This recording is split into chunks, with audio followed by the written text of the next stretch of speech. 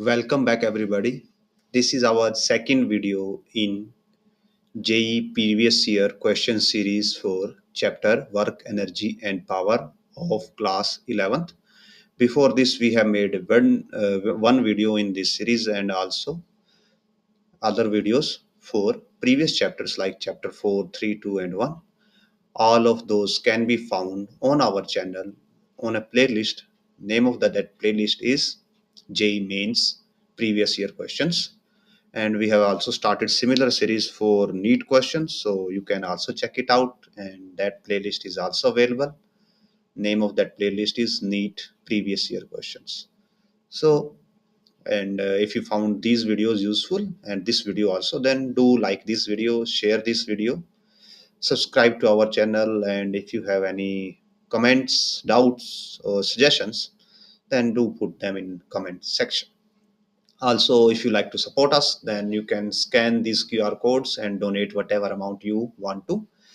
With this amount, we will be able to get new books, new question papers, and also a better computer hardware. So in future, we will be able to provide you better quality videos in higher resolution like 2K, 4K or something like that. So with this, let's start today's video. And I think we have covered up to question number 15 or something. Yes, this was our previous last question. So today we are going to start from next question. So a uniform cable of mass m and length l is placed on a horizontal surface such that 1 by nth part hanging below the edge to the surface. To lift the hanging part of the cable up to the surface, work done should be. तो ये बताना है कि कितना work done करना पड़ेगा उसको ऊपर लेके आने के लिए. सो सबसे पहले हम जो टेबल है, टेबल पे लोड करते हैं. ये सपोज हमारे पास टेबल है और यहाँ पे एक हैंगिंग, हमारे पास हैंगिंग चेन है और हैंगिंग केबल है. सो सपोज ये उसका ऊपर की तरफ पार्ट है और ये पार्ट उसका डाउनवर्ड है, नीचे की तरफ है. नाउ टोटल जो मास है, total mass is m.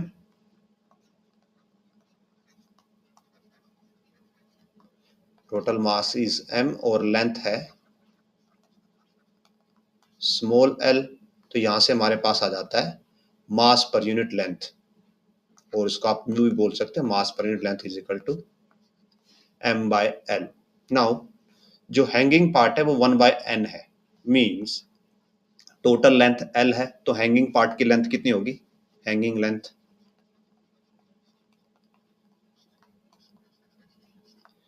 Equals to l by n. और जो प्लेन लेंथ है जो हमारी किसके ऊपर है, यहाँ पे हॉरिजॉन्टल सरफेस के ऊपर है, that will B horizontal surface length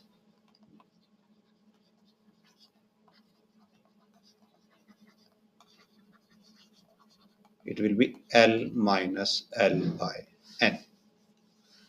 now आपको वर्कआउट फाइंड आउट करना है, मींस कितनी एनर्जी हमें प्रोड्यूस करनी पड़ेगी, देनी पड़ेगी, सो दैट ये जो चेन है हम इसको यहाँ पे हॉरिजॉन्टली रख पाए, समथिंग लाइक दिस, ऐसे रख पाए. राइट नाउ जो ये हमारा पार्ट है ये यहाँ पे है. सो इस पूरी की पूरी चेन का मास कितना है? Mass of hanging part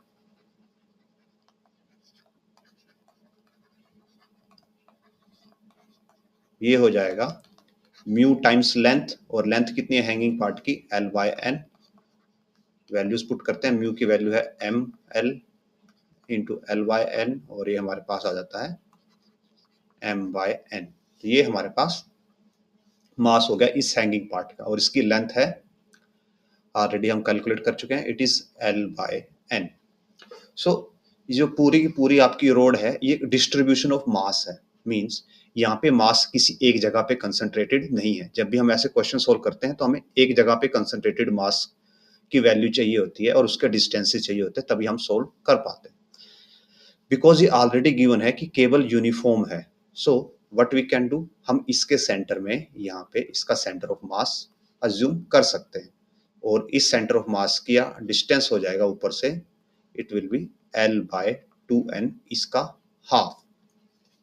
so अब आपको ये सेंटर ऑफ मास का जो पॉइंट है इसको उठा के ऊपर रखना है, मींस जस्ट आपको इसको यहां से यहां तक लिफ्ट करना है।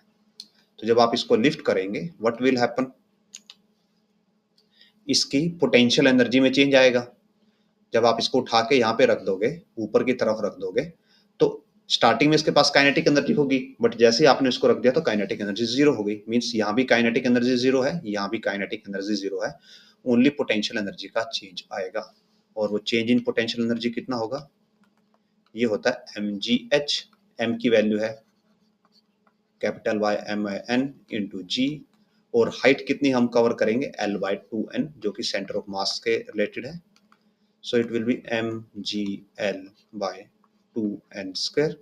और हमें वर्क एनर्जी थ्योरम से पता है that work is equal to change in potential energy और चेंज इन टोटल एनर्जी, और यहाँ पे टोटल एनर्जी में काइनेटिक एनर्जी की टर्म नहीं है, so work is equal to change in potential energy. So answer will be mgl/2n square.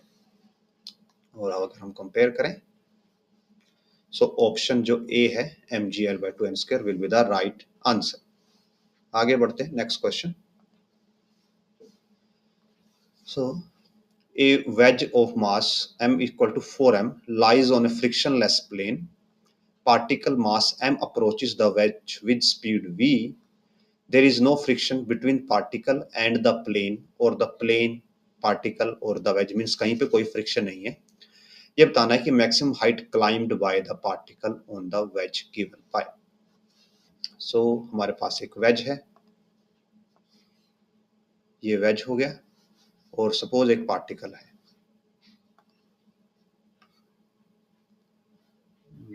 let us change its color।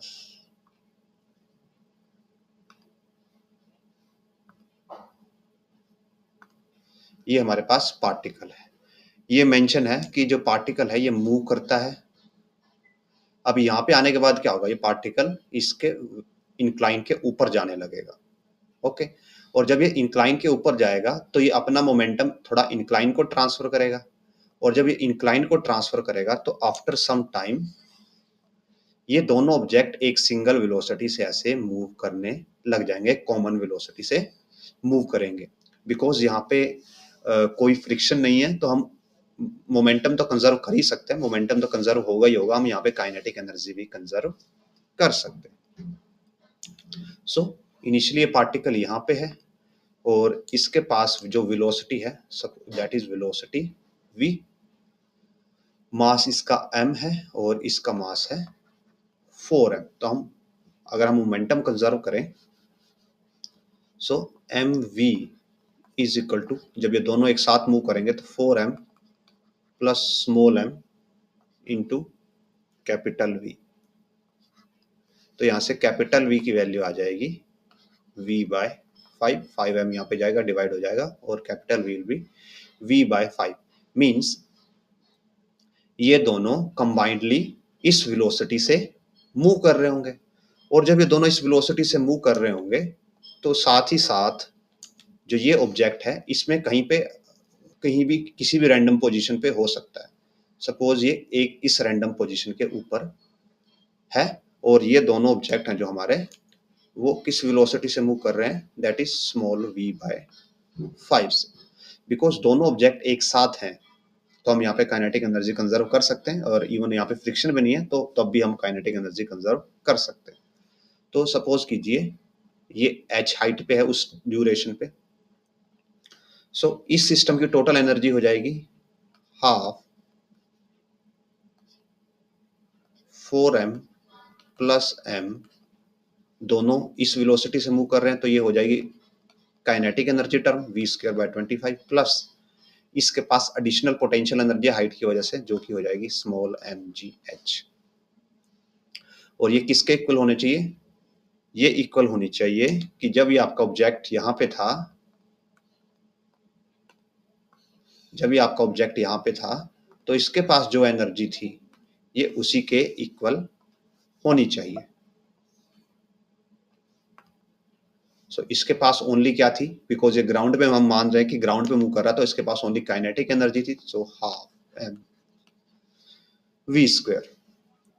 सो इसको solve करते हैं। It comes out to be 5 mv square by 50 plus mgh plus half mv square। So m से m cancel कर सकते हैं और ये यहाँ से 10 कर देगा। So what we have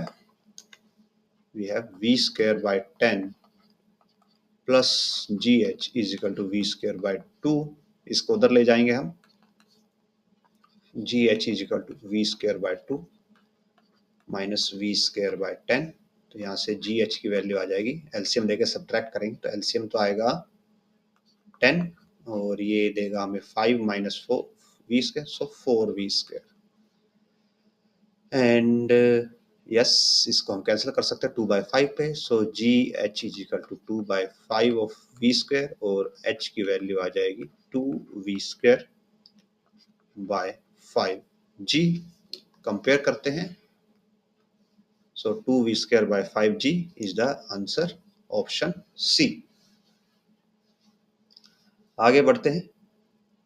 and if यहाँ पे अगर फ्रिक्शन होता, मीन्स यहाँ पे अगर फ्रिक्शन एप्लीकेबल होता तो हमें यहाँ से फ्रिक्शन की टर्म्स को रिड्यूस करना पड़ता, ओनली देन हम ये प्रिंसिपल अप्लाई कर सकते हैं। तो अगर सेम क्वेश्चन में यहाँ पे सपोज कि ये बोल दिया जाए कि यहाँ पे एक फ्रिक्शन भी है, फ्रिक्शनल फोर्स भी एक्ट कर रहा है और उसके लिए हमारे तो उस सिनेरियो में क्या हो जाएगा, हमें कोफिशिएंट ऑफ फ्रिक्शन दिया जाएगा म्यू टाइम्स यहाँ पे एक इंक्लिनेशन एंगल होगा थीटा। सो और इसका मास m है, सो फ्रिक्शनल फोर्स हो जाएगा mu M G cos theta.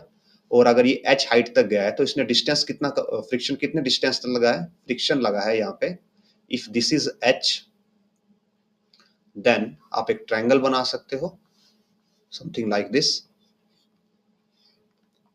ये थीटा है, ये h है और सपोज ये x है, तो we know that h by x is equal to sine of theta.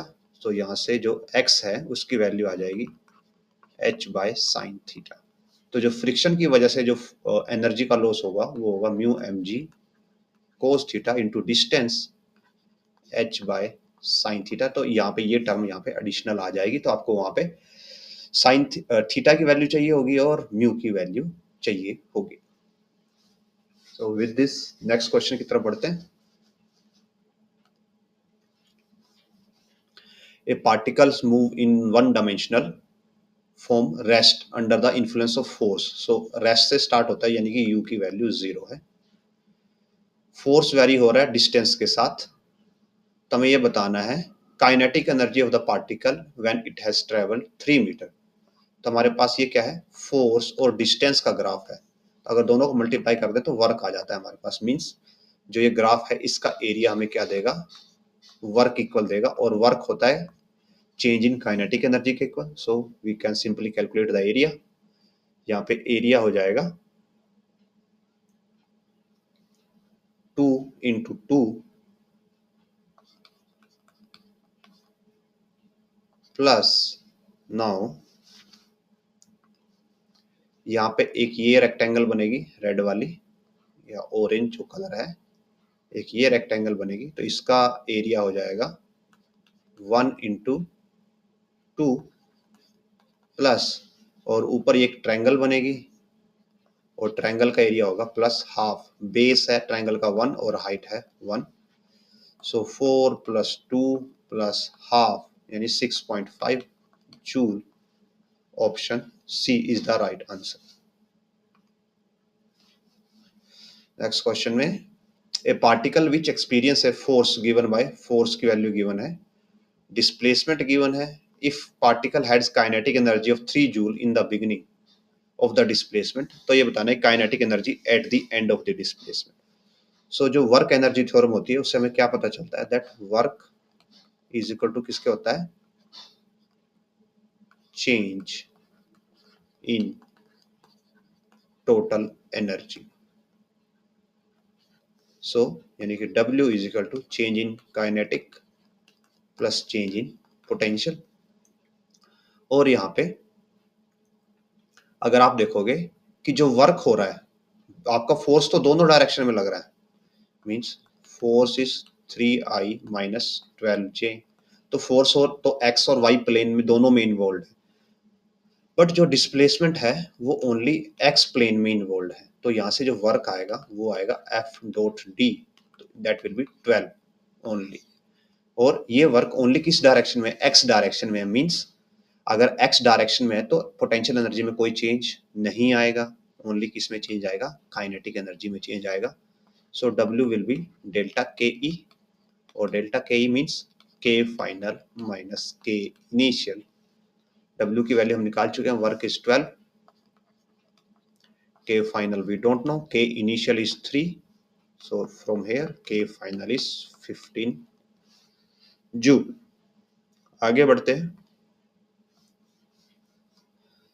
A block of mass m lying on a smooth horizontal surface is attached to a spring of negligible mass, means spring का कोई mass नहीं है और constant k है। The other end of the spring is fixed as shown in the figure.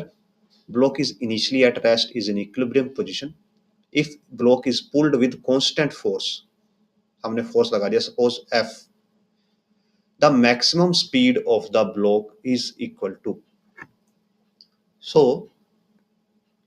Because block यहाँ पे इसके साथ बाउंडेड है, अटैच्ड है, तो पहले क्या करेंगे, हम इस फोर्सेस को स्ट्रेच करेंगे स्प्रिंग को, और एक टाइम ऐसा आएगा उसके बाद हम क्या करेंगे, फोर्स लगाना बंद कर देंगे। तो जैसे हम फोर्स लगाना बंद करेंगे, जो आपका मास है वो वापस एकदम से पीछे की तरफ जाएगा, और जब वो ऐसे बैकवर्ड मूव करेगा तो उस सिनेरियो में आपको किसी पोजीशन पे क्या मिलेगी, मैक्सिमम स्पीड मिलेगी। एंड अगर आपने हार्मोनिक्स वाला चैप्टर किया है, ऑसिलेशंस वाला चैप्टर किया है, तो आपको ये पता होगा कि जो मैक्सिमम स्पीड होती है वो कहाँ पे मिलती है, सेंटर पे मिलती है या मीन पोजीशन पे मिलती है। मींस जो इसकी इक्विलिब्रियम पोजीशन है उस सिनेरियो में इसके पास मैक्सिमम स्पीड होगी। सो फर्स्ट ऑफ ऑल हमने इस पे फोर्स लगाया F, तो स्प्रिंग के लिए अगर हम F फोर्स लगा रहे हैं तो इक्वल टू होता है kx, यानी कि स्प्रिंग की जो एक्सटेंशन होगी, एक्सटेंशन की वैल्यू हो जाएगी F बाय के। नाउ जब हमने स्प्रिंग को इतना स्ट्रेच कर दिया है तो let me draw it two diagrams. First ये स्प्रिंग को हमने स्ट्रेच कर दिया और यहाँ पे मास m है और अभी फोर्स लगा हुआ है। सेकंड फोर्स को हटा दिया गया और मास कहाँ पे आ जाता है, मीन पोजीशन पे आ जाता है।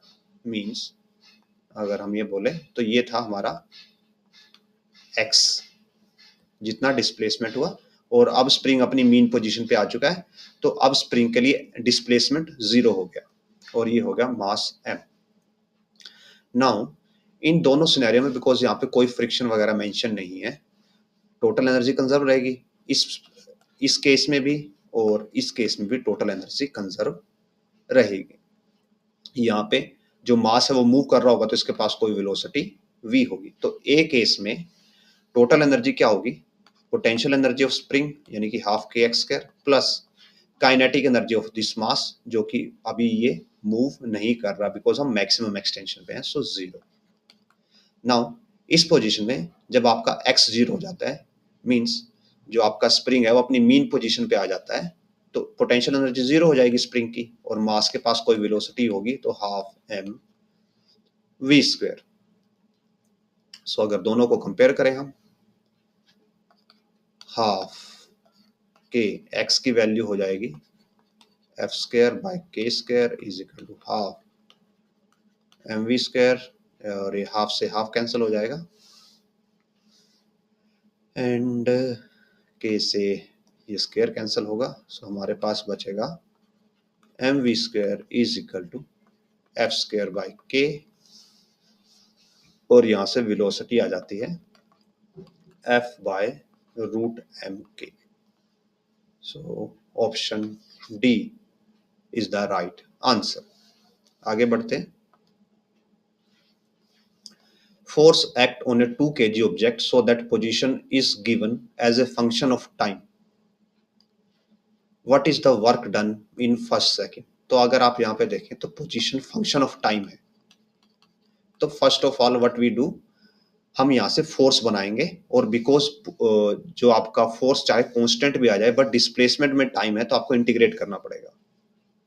सो ये डिस्प्लेसमेंट है तो वेलोसिटी हो जाएगा इसका differentiation 6t plus 0 and acceleration हो जाएगा 6। तो फोर्स हो जाएगा मास यानी कि 2 इंटू एक्सेलरेशन यानी कि 6 is equal to 12 newton. Now D W equal to F D X. यहाँ पे अगर आप t is equal to 5 put कर दोगे तो आपका आंसर गलत आएगा, कि आप यहाँ पे t इज इक्वल टू 5 करके x निकाल लो और फिर उसको सीधा 12 से मल्टीप्लाई कर दो। नो, हमें ऐसा नहीं करना। अगर आपका जो कोई वेरिएबल है वो दूसरे पे डिपेंड कर रहा है तो आपको इंटीग्रेशन के थ्रू जाना है। सो यहाँ पे जो टाइम है, सॉरी नोट टाइम, यहाँ पे x होता है कि x कहां से कहां वेरी करेगा, बट ये हो जाएगा 12 डॉट डी एक्स। और यहाँ पे जो लिमिट्स हैं राइट नाउ वो किसकी लिमिट्स हैं, x की लिमिट्स हैं। बट हमें तो टाइम पे पूछा गया कि जो फोर्स बताना है हमें या वर्क बताना है वो 5 सेकंड में बताना है।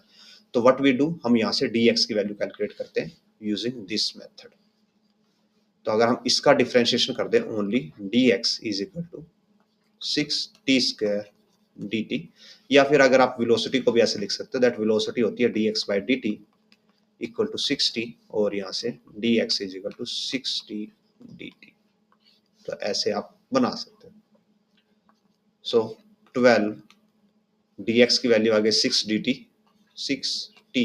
dt, और अब हमारा इंटीग्रेशन टाइम में है तो हम टाइम वाली वैल्यूज पुट कर सकते हैं 0 to 5।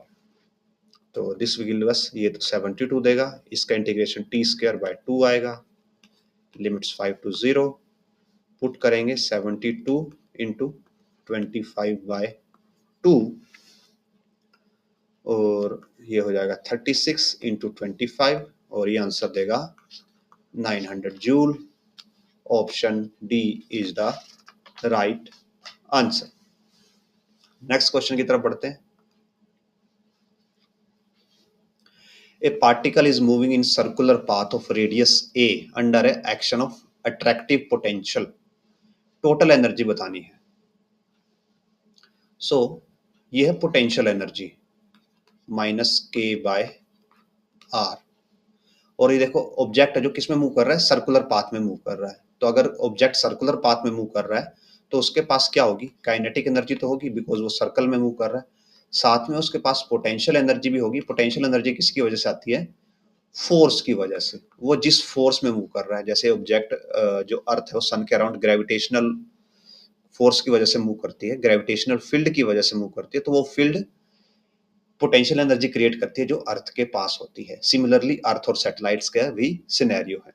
सो हमारे पास पोटेंशियल यहाँ से आ गया, हमें काइनेटिक एनर्जी की वैल्यू और निकालनी पड़ेगी, और फिर काइनेटिक एनर्जी से हम what we can kinetic energy निकाल के दोनों को ऐड कर सकते हैं और हमारे पास फाइनल आंसर आ जाएगा। सो वी नो दैट जो फोर्स होता है, force is equal to negative derivative of potential energy with respect to R. Now अगर आप यहाँ पे देखें तो ये नॉर्मली जो क्वेश्चन है उसमें मेंशन हुआ अट्रैक्टिव पोटेंशियल यू। तो हमारे पास दो टर्म होती हैं, एक तो होता है पोटेंशियल और एक होता है पोटेंशियल एनर्जी। तो जो पोटेंशियल एनर्जी है उसको यू से रिप्रेजेंट किया जाता है। तो मींस यहाँ पे ये मिसप्रिंट है या यहाँ पे क्वेश्चन में थोड़ा डेफिनेशन में थोड़ा प्रॉब्लम है, दैट इन्होंने यू के लिए पोटेंशियल यूज किया। पोटेंशियल के लिए नॉर्मली वी यूज किया जाता है, और पोटेंशियल और फोर्स का रिलेशन नहीं होता। आपको पहले पोटेंशियल ये पता होना चाहिए कि किस चीज का पोटेंशियल है, ये मास का पोटेंशियल है या चार्ज का पोटेंशियल है। तो आप उसको मास से मल्टीप्लाई करते हो तो आपको पोटेंशियल एनर्जी मिलती है, अगर चार्ज का तो चार्ज से मल्टीप्लाई करोगे तो आपको पोटेंशियल एनर्जी मिलेगी। जैसा कि यहाँ पे ऐसा कुछ मल्टीप्लाइड नहीं है, तो हम इसको पोटेंशियल एनर्जी मान के सॉल्व करेंगे, और इसका जो यहाँ पे यू यूज किया गया ये भी यही डिनोट करता है कि ये पोटेंशियल एनर्जी। सो फोर्स की वैल्यू, इसका डेरिवेटिव आएगी, negative derivative, so force will be minus d by d r of minus k by 2r², minus minus plus हो जाएगा, k बाय 2 बाहर आ जाएगा, so k by 2 derivative of 1/r², और इसका डेरिवेटिव आप करोगे तो it comes out to be -2r -3, so it comes out to be minus k by r³। तो जो फोर्स है, अगर आप देखो कि फोर्स क्या आ रहा है, नेगेटिव आ रहा है, और नेगेटिव फोर्स का मतलब क्या है, फोर्स एक्टिंग टुवर्ड्स सेंटर। और जब भी ऑब्जेक्ट सर्कल में मूव करता है तो कौन सा फोर्स सेंटर की तरफ एक्ट करता है, वो होता है सेंट्रीपिटल फोर्स। तो इसका मैग्नीट्यूड किसके इक्वल होना चाहिए, सेंट्रीपिटल फोर्स के इक्वल होना चाहिए, means k by r³ should be equal to mv² by r। और यहाँ से अगर आप दोनों साइड हाफ से मल्टीप्लाई कर दो और ये r से ये कैंसिल कर दो, स्क्वायर बच जाएगा, तो आपके पास ये बच जाता है हाफ mv², यानी कि kinetic energy. So kinetic energy की वैल्यू हो जाती है k बाय 2r²। एंड आपको ये लग सकता है कि सर ये नेगेटिव साइन भी इधर आना चाहिए था, तो काइनेटिक एनर्जी कभी नेगेटिव नहीं हो सकती, बिकॉज काइनेटिक एनर्जी में मास होता है और वेलोसिटी होती है, और वेलोसिटी का स्क्वायर होता है, तो काइनेटिक एनर्जी कभी नेगेटिव नहीं हो सकती। So this is kinetic energy और दिस इज पोटेंशियल एनर्जी, दोनों को आप ऐड करोगे तो सेम है दोनों, जस्ट साइन का डिफरेंस है, तो दोनों को ऐड करोगे तो आपको मिलेगा 0। So option C is the right answer. आगे बढ़ते हैं। Two particles of same mass m are moving in circular orbit because of force, ये force की वैल्यू है। The first particle at a distance r is equal to 1 and second at r is equal to 4. The best estimate of ratio of their kinetic energies of first and the second particle is close to. So this is -16 by r by r³।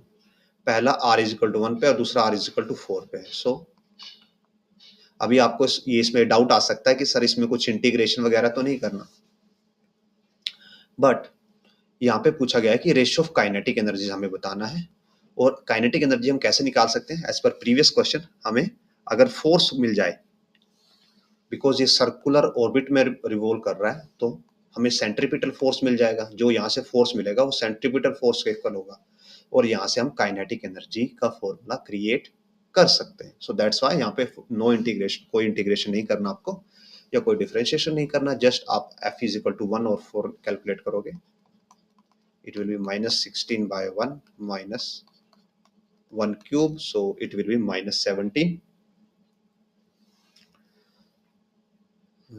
Yes, -17, and f of 4 is equal to -16 by 4 minus 4³, so -4 minus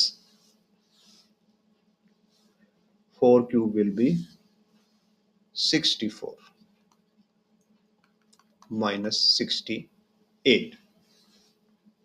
Now we know कि जो ये force है आपका, अगर आप देखो तो सभी नेगेटिव आ रहे हैं, मींस ये सेंटर की तरफ एक्ट कर रहा है, सेंट्रीपिटल फोर्स है, सो इक्वल्स टू ये सेंट्रीपिटल फोर्स हो जाएगा। एंड यस, अगर हम यहाँ से भी डायरेक्ट वो बना सकते हैं, तो यहाँ से अगर हम बनाएं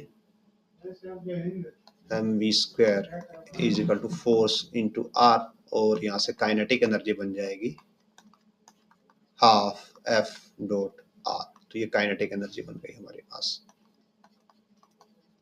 सो ke1 बाय ke2 क्या हो जाएगा, हाफ तो कैंसिल हो जाएगा दोनों टाइम पे, f1 r1 f2 r2। So f1 is 17, minus sign दोनों का एक दूसरे से के साथ कैंसिल हो जाएगा, 17 इंटू 1 बाय 68 इंटू 4 ये हमारे पास बचेगा। और जब हम इसको सॉल्व करते हैं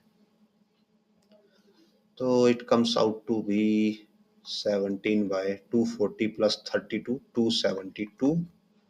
और इसको सॉल्व करके हमारे पास आ जाएगा, लेट मी डू इट, इससे हमें मिलता है 0.625 0.0625। और इसको हम लिख सकते हैं 6.25 इंटू 10⁻⁻²। और ये होगा हमारे इस आंसर के क्लोजेस्ट, बिकॉज यहाँ पे क्लोजेस्ट पूछा गया। सो विद दिस आगे बढ़ते हैं। A body of mass m is equal to 10⁻⁻² kg moving in medium and experience frictional force। Frictional force है और आप यहाँ पे देखें फ्रिक्शनल फोर्स वेलोसिटी डिपेंडेंट है। So it's initial speed given है। आफ्टर 10 सेकेंड उसकी एनर्जी ये रह जाती है। वैल्यू ऑफ के विल बी, के की वैल्यू हमें फाइंड आउट करनी है। सो फर्स्ट ऑफ ऑल हम यहाँ पे ये फाइंड आउट करते हैं कि यहाँ पे वर्क डन कितना किया गया। अब बिकॉज हमारे पास इनिशियल स्पीड गिवन है और फाइनल स्पीड भी गिवन है, लेट अस डू, जो हमारी इनिशियल काइनेटिक एनर्जी हो जाएगी वो हो जाएगी half m v naught square, और हमें v नोट की वैल्यू पता है। और जो काइनेटिक एनर्जी फाइनल हो जाएगी वो है 1/8 mv नोट स्क्वायर। तो यहाँ से जो वर्क आएगा हमारे पास, वर्क की वैल्यू आ जाएगी final minus initial, so 1/8 mv naught square minus half mv naught square. So it comes out to be, यहाँ पे हम 4 और 4 ले सकते हैं, सो -3/8 mv नोट स्क्वायर। और अगर आप देख रहे हैं तो ये वर्क डन नेगेटिव है, और नेगेटिव वर्क डन यहाँ पे मीन्स कौन कर रहा है, जो फ्रिक्शनल फोर्स है वो नेगेटिव वर्क डन यहाँ पे कर रहा है। तो इट मीन्स अगर हम ये कर पाए, जो फ्रिक्शनल फोर्स है उसके द्वारा जो वर्क डन किया गया है, एक वर्क डन की वैल्यू हमने यहाँ से कैलकुलेट कर ली है, और उसको इस वर्क डन के इक्वल कर पाए तो हम यहाँ से इजीली सॉल्व कर सकते हैं कि के की वैल्यू क्या आएगी। सो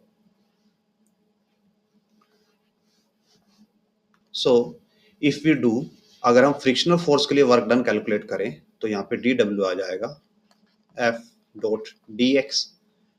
F की वैल्यू हमारे पास क्या है, -kv² इंटू dx। और इसको हम फर्दर रिजोल्व कर सकते हैं लाइक दिस, kv², बिकॉज हमारे पास ओनली टाइम गिवन है 10 सेकेंड, तो हम इसको dt से डिवाइड करके, dt से मल्टीप्लाई करके बना सकते हैं -kv³ dt।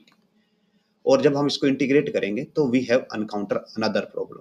जब हम इसको इंटीग्रेट करते हैं तो हमें ये पता है कि जो ये v है ये भी वेरिएबल है, बिकॉज जो फोर्स है वो क्या यहाँ पे क्या है, वेलोसिटी डिपेंडेंट है। और स्टार्टिंग में वेलोसिटी 10 थी, बाद में देखिए काइनेटिक एनर्जी चेंज हो गई तो फाइनल वेलोसिटी भी चेंज हो गई। मींस यहाँ पे टाइम तो वेरिएबल है ही, वेलोसिटी भी वेरिएबल है। सो हम इस प्रोसेस को यहाँ पे यूज नहीं कर पाएंगे बिकॉज हमारे पास डबल वेरिएबल्स है। तो व्हाट वी डू, हम यहाँ से जो फोर्स है इसी को स्प्लिट करते हैं कि हमारे पास फोर्स की वैल्यू है -kv²। तो जब हम इसको स्प्लिट करते हैं, mass into acceleration is equal to -kv², और एक्सेलरेशन को फर्दर स्प्लिट कर देते हैं dv/dt। तो अब आप देख सकते हो कि हमारे पास वेलोसिटी के अंदर भी इंटीग्रेशन आएगा और टाइम के अंदर भी इंटीग्रेशन आएगा, दोनों वेरिएबल हैं तो हम दोनों के लिए इंटीग्रेट कर पाएंगे। So it will be dv/v² equals to -k/m dt। तो जब हम इंटीग्रेट करेंगे यहाँ पे तो टाइम की लिमिट हमें पता है 0 to 10 है, बट हमें वेलोसिटी की वैल्यूज को भी फाइंड आउट करना पड़ेगा कि वेलोसिटी कहाँ से कहाँ वेरी कर रही है। वेलोसिटी स्टार्टिंग में कितनी थी, 10 मीटर पर सेकेंड थी, और फाइनल वेलोसिटी हमें फाइंड आउट करनी होगी। वो हम कैसे फाइंड आउट कर सकते हैं, हमें टोटल फाइनल काइनेटिक एनर्जी पता है, दैट जो इनिशियल काइनेटिक एनर्जी थी वो कितनी होगी, half m v naught square और हमें m की वैल्यू पता है, v नोड की वैल्यू भी पता है। फाइनल है हमारे पास 1/8 m v node square. And यहाँ से हम क्या करते हैं, m v नोड स्क्वायर की वैल्यू कैलकुलेट कर सकते हैं। अभी आपके पास डायरेक्ट कोई मेथड नहीं है कि आप फाइनल वेलोसिटी निकाल पाओ, बट जो आपके पास फाइनल काइनेटिक एनर्जी है, अगर आप इस वैल्यू को थोड़ा मॉडिफाई करो, समथिंग लाइक दिस, इसको आप लिखो 1/2 into 1/4 m v naught square, और यहाँ से फिर आप इसको लिखो 1/2 into m into v naught by 2 square. तो ये आपके पास फाइनल काइनेटिक एनर्जी है। और अगर आप यहाँ से देखो कि आपकी जो फाइनल वेलोसिटी हो जाएगी that will be v naught by 2, और v नोड की वैल्यू 10 है तो फाइनल वेलोसिटी हो जाएगी 5। तो ऐसे आप यहाँ पे लिमिट्स कैलकुलेट कर सकते हो। नाउ कमिंग टू इंटीग्रेशन, अब हमें इंटीग्रेट करना है चीजों को। सो जब हम इंटीग्रेट करेंगे, इसका इंटीग्रेशन हमें मिलेगा 1/v और नेगेटिव साइन के साथ, और लिमिट्स होंगी 10 to 5। यहाँ पे -k/m इंटू टी, और लिमिट्स होंगी 10 to 0। So using minus minus cancel कर देते हैं, v की वैल्यूज पुट करते हैं, 1/5 minus 1/10 is equal to k/m 10 minus 0। And from here इसको कैलकुलेट करते हैं, एलसीएम आएगा यहाँ पे 10, और this will give us 2 minus 1 is equal to k/m into 10। सो यहाँ से k की वैल्यू आ जाएगी m/100, और जो m है हमारे पास, m की वैल्यू हो जाएगी -2, 10⁻²। So 10⁻² by 100, so k is 10⁻⁴। तो अगर हम कंपेयर करें ऊपर जाके, so answer A will be right answer, option A will be the right answer. So ये हमारा फर्स्ट प्रोसेस होता है कि हम काइनेटिक एनर्जी को वर्क के इक्वल करते हैं, बट यहाँ पे वो वर्क नहीं करेगा बिकॉज वेलोसिटी और टाइम दोनों वेरिएबल है। सो दैट्स वाई हमने फिर फोर्स को ही फर्दर स्प्लिट किया। आगे बढ़ते हैं। An object is dropped from height h from the ground. Every time it hits the ground, it loses 50% of its kinetic energy, the total distance covered by it. So, first of all, हम इसका एक आपको path बना के दिखाते हैं so that आपके लिए थोड़ा ये अंडरस्टैंडिंग करना इजी रहे। सपोज यहाँ पे हम टाइम रिप्रेजेंट कर रहे हैं और यहाँ पे हाइट रिप्रेजेंट कर रहे हैं। तो स्टार्टिंग में उसको h हाइट से ड्रॉप किया गया, तो सपोज अगर टाइम के साथ आप हाइट को प्लॉट करते हो तो ये हाइट हो जाती है। अब यहाँ पे ग्राउंड को टच करता है और उसकी 50% काइनेटिक एनर्जी लॉस्ट हो जाती है। 50% काइनेटिक एनर्जी का लॉस होना, पोटेंशियल एनर्जी भी 50% लॉस हो जाएगी। यानी कि पहले अगर उसके पास स्टार्टिंग में mgh थी, तो ग्राउंड को टच करने के बाद कितनी बचेगी, mgh/2। तो अब वो इस एनर्जी से बाउंस बैक करता है, ऊपर जाता है और फिर नीचे आता है। तो ये हो गई हमारी h/2। अब फिर से एनर्जी का लॉस होगा, अब फिर उसका हाफ रह जाएगा, यानी कि अब बचेगा h/4। फिर से लॉस होगा और फिर बचेगा h/8। पहले हमारे पास h था, ऐसे आपके पास लॉसेस होते जाएंगे 50% के, और ये इनफाइनाइट सीरीज चलती रहेगी।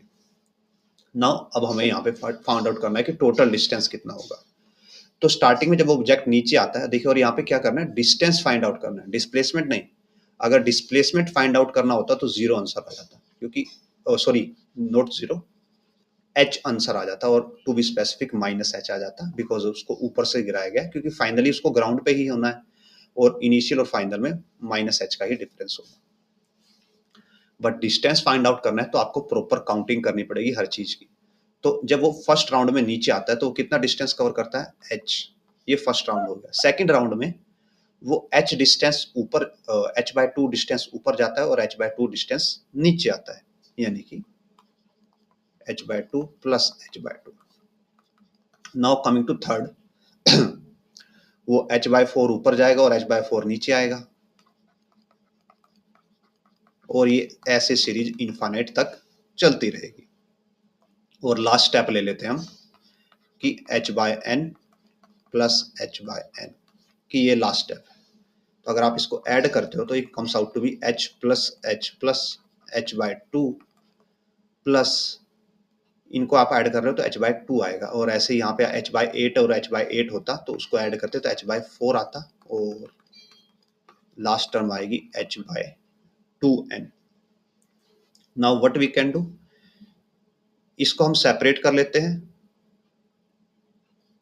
और यहाँ से h कॉमन ले लेते हैं, h into h plus 1/2 plus 1/4 plus 1/8 up to 1/2n। ये n टर्म्स है और इनफाइनाइट तक जा सकता है। सो हम n टर्म्स के लिए ले रहे हैं। तो अगर आप इसको देखते हो तो ये क्या बन जाती है, जीपी सीरीज बन जाती है। कैसे, we can write it's like this, 1/2⁻0 by 1 plus 2⁻1, 2⁻2, 2⁻3 plus 2⁻n something, because infinite तक जा रही है तो हम इसको ऐसे लिख सकते हैं। और एक इनफाइनाइट जीपी सीरीज का सम होता है S infinite is equal to a/1 minus r। a होता है फर्स्ट टर्म और r होता है जो हमारा उनके बीच का गैप है, या जो कॉमन रेशियो है। यहाँ पे कॉमन रेशियो क्या है, 1/2 है। आप हर टर्म को 1/2 से मल्टीप्लाई करते जा रहे हो। सो जब आप इस पूरी सीरीज को ऐड करोगे तो ये देगा a, फर्स्ट टर्म है 1, कॉमन रेशियो है 1/2। सो इसको आप सोल्व करोगे 1/2 आएगा, ऊपर 2 चला जाएगा, तो it will give us h plus 2h is equal to 3h. So final answer will be 3h.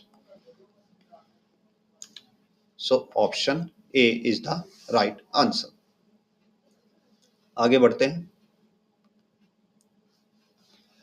A time dependent force given है, particle of mass 1 kg, particle starting में रेस्ट पे है, तो work done by the force in during first second will be.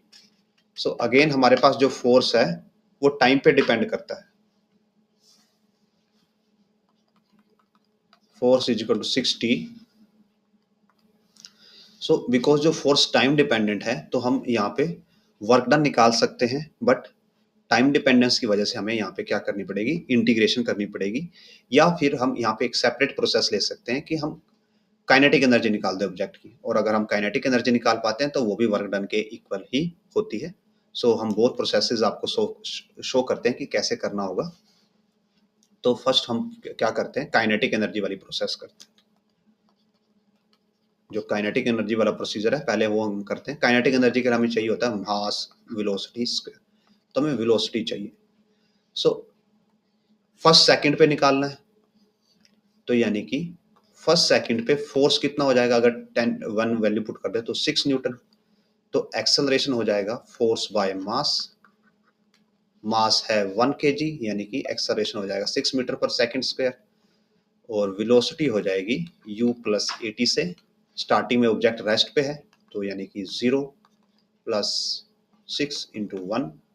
सो यहाँ से v की value आ जाती है 6 मीटर पर सेकंड, और अगर आप यहाँ पे पुट करते हो तो it comes out to be half, mass is 1, velocity is 6 into 6, 18 joule. तो ये हो गया काइनेटिक एनर्जी से। नाउ यूजिंग इंटीग्रेशन मेथड जो हम अब तक करते आए हैं, या वर्क मेथड। सो वर्क होगा dw f dot dx। So dw is equal to integration dw, f की वैल्यू है 60 और यहाँ पे है dx। तो हम टाइम को dx के साथ इंटीग्रेट नहीं कर सकते, और टाइम यहाँ पे कांस्टेंट भी नहीं है, वेरी कर रहा है 0 to 1 तक। तो व्हाट वी डू, 60 dt से डिवाइड कर देते हैं हम और dt से इंटीग्रेट कर देते हैं। सो हमारे पास आ जाता है 6 t v dt, और ये जो वेलोसिटी है ये 1 सेकंड पे है, फर्स्ट सेकंड पे, तो ये वैल्यू कांस्टेंट है हमारे पास। सो 6v, और ये इंटीग्रेशन है, t dt का इंटीग्रेशन आएगा t²/2, और लिमिट्स हैं 1 to 0, so it comes out to be 6v into half, और comes out to be 3 into v, और v की वैल्यू हम ऑलरेडी कैलकुलेट कर चुके हैं 6 मीटर पर सेकंड, तो यह वैल्यू पुट कर देंगे तो 18 मीटर पर सेकंड आ जाएगा। सो अगेन दोनों से आप किसी से भी सोल्व कर सकते हैं, वी गेट द आंसर। आगे बढ़ते हैं।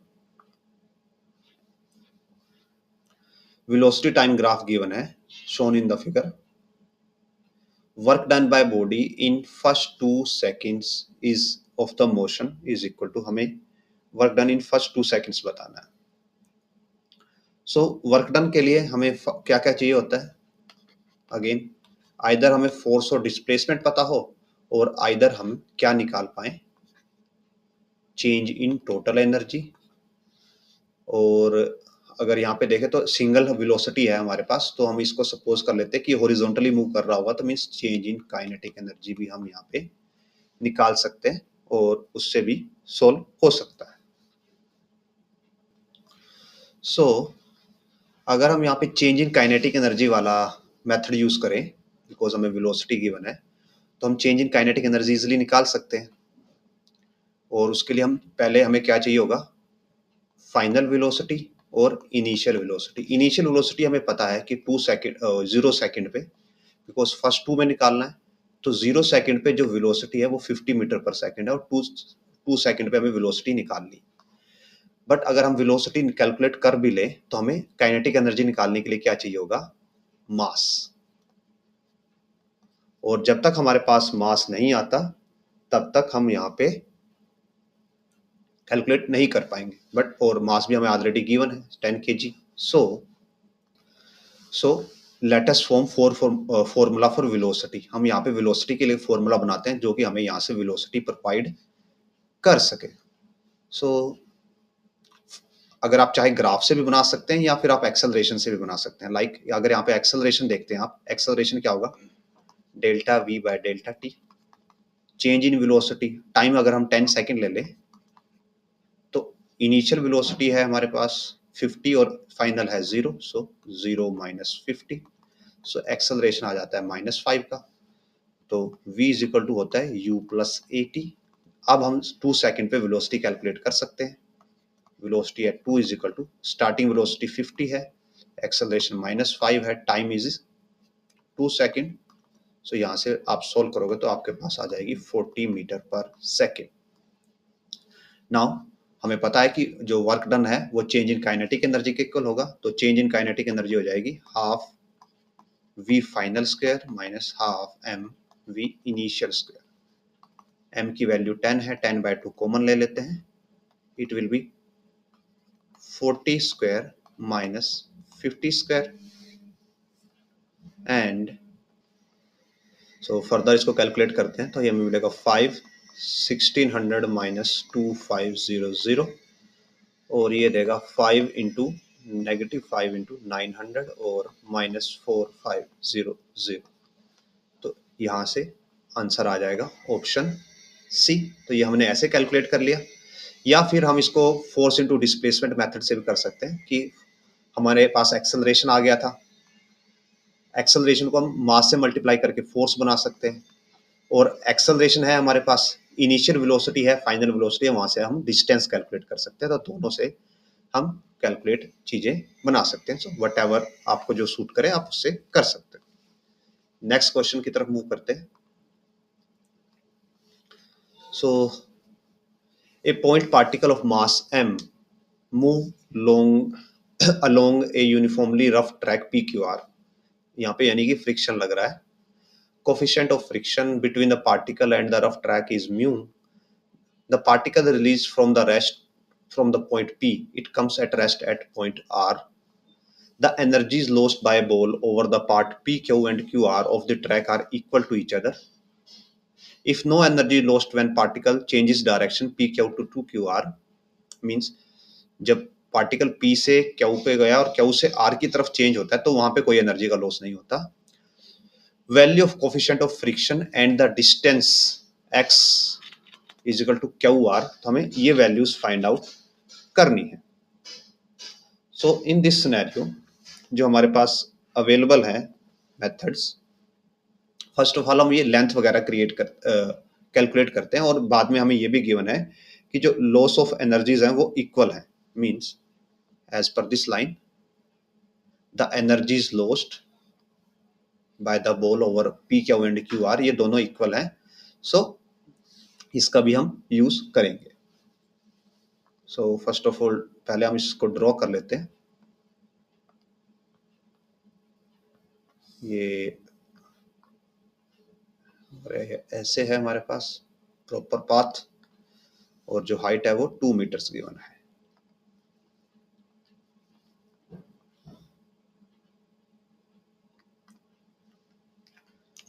सो ये 2 मीटर है, दिस इज पॉइंट P, ये Q और यहाँ पे पॉइंट R है और QR को X बोला गया है।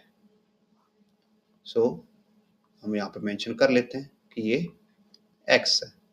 ये एंगल 30 डिग्री गिवन है, तो अगर ये 30 डिग्री गिवन है तो हम ये लेंथ निकाल सकते हैं। Suppose this length is R या PQ ही ले लेते हैं हम इसको, और इसको पॉइंट ले लेते हैं यहाँ पे हम PQRS।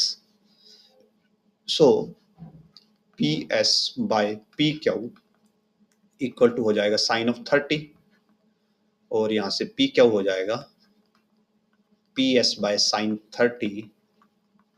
PS की वैल्यू है 2, साइन 30 होता है 1/2। सो PQ की वैल्यू आ जाती है हमारे पास 4 मीटर। नाउ अब ऑब्जेक्ट जब P टू Q जा रहा है तो हमें उस पर फ्रिक्शनल फोर्स देखना है, बिकॉज P टू Q भी फ्रिक्शनल फोर्स लग रहा है, Q टू R भी फ्रिक्शनल फोर्स लग रहा है, बट दोनों टाइम पे फ्रिक्शनल फोर्स की वैल्यू डिफरेंट है। कैसे डिफरेंट है? बिकॉज P टू Q जब ऑब्जेक्ट जा रहा है तो उसकी नॉर्मल रिएक्शन की वैल्यू अलग है इंक्लाइन की वजह से, और Q टू R इंक्लाइन की वजह से नॉर्मल रिएक्शन की वैल्यू अलग है। Let me show you how.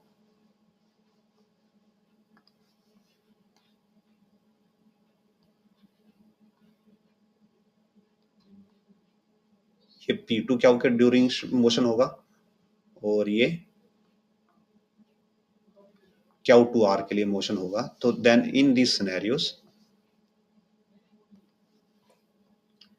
यहाँ पे नॉर्मल रिएक्शन लग रही होगी, मास ऐसे एक्ट कर रहा होगा, so this will be mg cos theta और यहाँ पे होगा mg sin थीटा।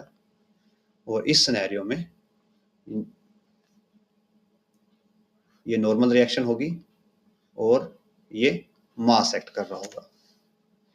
सो mg नॉर्मल रिएक्शन ये mg हो गया और ये होगा mg cos theta. So let us, question हो गया हमारा यहाँ पे, हाँ, फॉर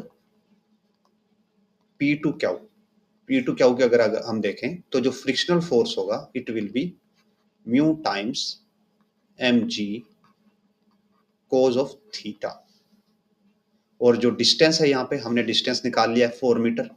तो जो फ्रिक्शनल फोर्स वर्क करेगा या लॉस ऑफ एनर्जी होगा वो होगा frictional force into distance. So it will be mu mg cos of theta into 4, और ये हो जाएगा 4 म्यू mg cos थीटा यानी cos 30 होता है √3/2।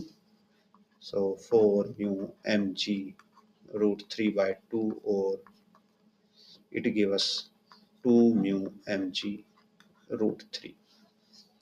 ये हमें P टू Q के लिए जो एनर्जी का लॉस हो रहा है वो मिलता है। नाउ अब हम कैलकुलेट करते हैं फॉर Q टू R। अगर हम Q टू R देखें तो फ्रिक्शनल फोर्स हो जाएगा यहाँ पे ओनली म्यू टाइम्स mg, और यहाँ पे फ्रिक्शनल फोर्स की वजह से जो वर्क हो जाएगा it will be mu mg into x। And as per statement ये दोनों क्या हैं? इक्वल हैं। the energies lost by ball over the parts PQ and QR both are equal. So 2 mu mg root 3 equals to mu mg into x. So mu M G से mu M जी cancel हो जाएगा और यहाँ पे जो x है, x की value आ जाती है हमारे पास 2√3 और 2√3 को अगर हम कैलकुलेट करें 1.73 तो आ जाता है 3.46 और 3.5. तो अगर हम यहाँ पे देखें तो पहले किसकी वैल्यू है, पहले म्यू की वैल्यू और फिर डिस्टेंस की वैल्यू है.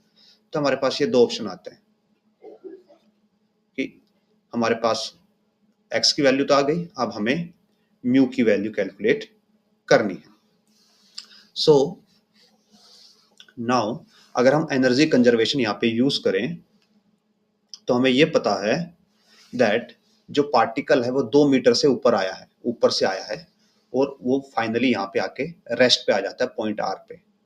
सो अकॉर्डिंग टू एनर्जी कंजर्वेशन क्या होगा कि जो यहाँ पे ऑब्जेक्ट के पास टोटल एनर्जी थी वो इस पॉइंट पे इक्वल होनी चाहिए थी आर के, बट फ्रिक्शन की वजह से पूरी पूरी एनर्जी क्या हो गई, लॉस हो गई. Means total energy at point P minus friction work done by friction equals to है टोटल एनर्जी एट आर, और जो कि क्या है, जीरो है बिकॉज ऑब्जेक्ट यहाँ पे आके रेस्ट पे आ जाता है.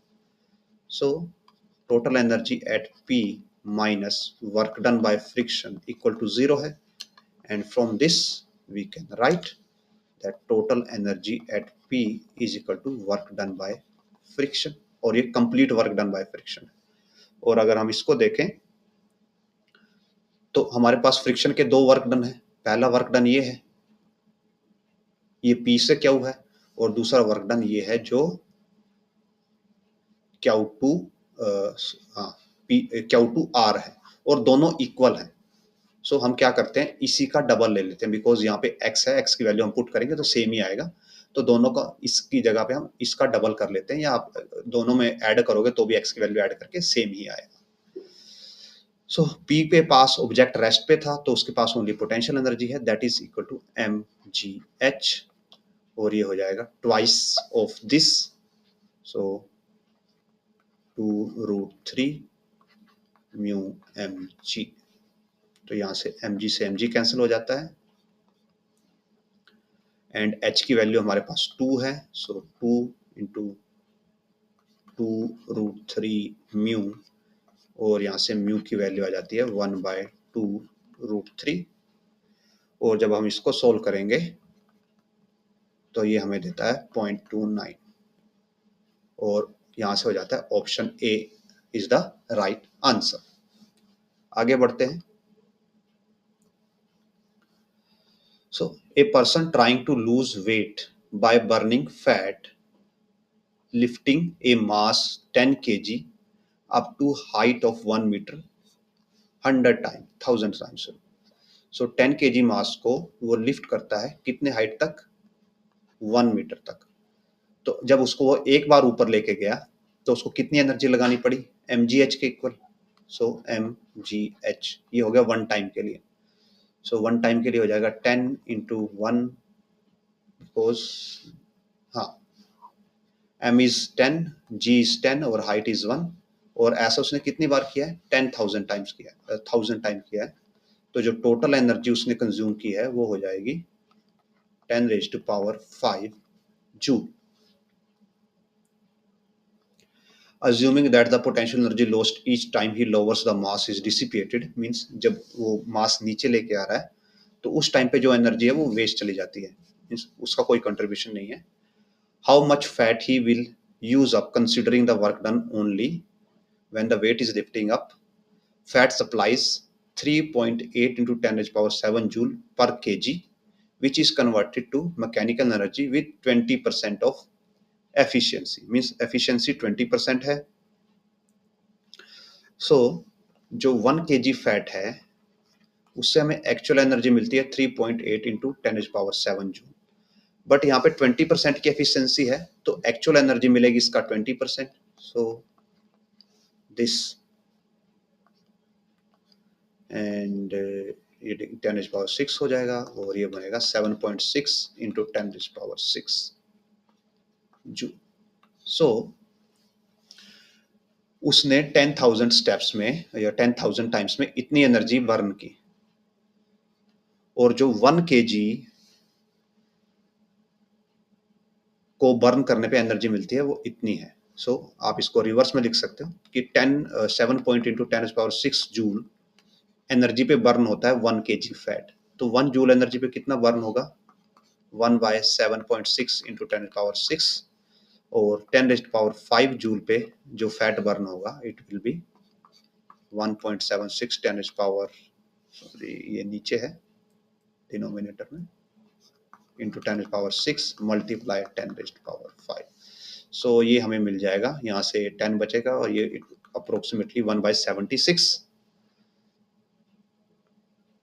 एंड जब हम इसको सॉल्व करते हैं 1/76 को, तो इट गिव अस यहाँ से हमें मिलता है 0.01315, और इसको आप लिख सकते हो लाइक दिस 13.15 इंटू 10⁻⁻3.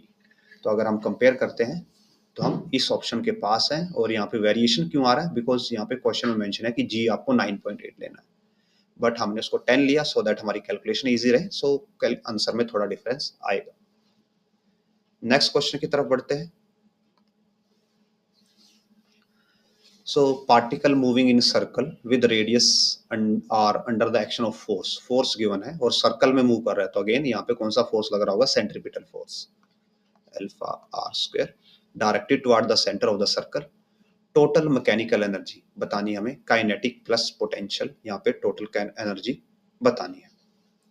तो फर्स्ट ऑफ ऑल बिकॉज ये सेंटर की तरफ लग रहा है तो ये क्या होना चाहिए? किसके इक्वल होना चाहिए? mv स्क्वायर बाय आर के इक्वल होना चाहिए. और यहाँ से हमारे पास अगर हम एम वी स्क्वायर की वैल्यू कैलकुलेट करें तो it will be alpha R cube, और काइनेटिक एनर्जी होगी half M V square, so it will be half alpha R cube. ये हमारे पास काइनेटिक एनर्जी की वैल्यू हो जाएगी. Now coming to potential energy. So potential energy and force are related to each other with this formula F is equal to negative du by dr. और आप यहां से लिख सकते हो कि दैट जो पोटेंशियल एनर्जी होगी it will be minus F dot D R. Now यहाँ पे एक छोटा सा ट्रिक है जो यहाँ पे मेंशन है, मीन्स इसको थोड़ा सा हाइड करने की कोशिश की गई है कि फोर्स की वैल्यू ये है which is directed towards the centre. अब जो फोर्स सेंटर की तरफ लगता है उसको हमेशा नेगेटिव लिया जाता है, और यहाँ पे इसी को यूज किया गया है कि वहां पे नेगेटिव साइन नहीं दिया गया. तो एक्चुअल में जो फोर्स है वो नेगेटिव है. हमने यहाँ पे नेगेटिव क्यों नहीं लिया? बिकॉज जो सेंट्रीपिटल फोर्स है वो भी नेगेटिव होता है. अगर आप यहाँ पे नेगेटिव लेते हो तो ये भी नेगेटिव ही होता है, दोनों से नेगेटिव कैंसिल हो जाता है एक दूसरे से, और ये आपको पॉजिटिव ही मिलेगा. और again kinetic energy always positive ही रहती है. सो डी यू की वैल्यू आ जाएगी negative of minus alpha R square D R. और यहीं पे यही जस्ट यही ट्रिक थी यहाँ पे. अगर आप इसको नॉर्मल इंटीग्रेट करते नेगेटिव से तो आपका आंसर अलग आ सकता था. So it will be alpha R square D R and it will become alpha, integrate कर देंगे हम, अल्फा आर क्यूब बाय 3. तो ये आ जाएगी हमारे पास डी यू का इंटीग्रेशन, यानी कि यू की वैल्यू आ जाएगी अल्फा आर क्यूब बाय 3. और अब हम इन दोनों को ऐड कर सकते हैं. सो ऐड करके टोटल एनर्जी आ जाएगी, बिकॉज टोटल एनर्जी ही पूछा गया, kinetic and potential. So it comes out to be half alpha R cube plus alpha R cube by 3. और जब आप इनको ऐड करते हो तो alpha R cube by common हो जाएगा, this will give 5/6. alpha r cube. So option B will be the right answer. अभी आपको ये भी डाउट लग सकता है कि सर हमने अब तक जितने क्वेश्चन किए हैं सब में पोटेंशियल एनर्जी हमेशा नेगेटिव आती है, और अगर आपने ग्रेविटी वाला चैप्टर किया है उसमें पोटेंशियल एनर्जी नेगेटिव होती है, अगर आप 12th क्लास में वो कर चुके हो, इलेक्ट्रिक वाला चैप्टर कर चुके हो, इलेक्ट्रिसिटी वाला, तो वहाँ भी पोटेंशियल एनर्जी नेगेटिव होती है। तो उस पोटेंशियल एनर्जी का नेगेटिव होने का रीजन ये होता है कि वहाँ पे इनफाइनाइट डिस्टेंस पे जो पोटेंशियल एनर्जी उसको जीरो माना जाता है और सेंटर पे मैक्सिमम माना जाता है। यहाँ पे अगर आप देखो तो यहाँ पे उल्टा है कि सेंटर पे पोटेंशियल एनर्जी को जीरो माना गया है।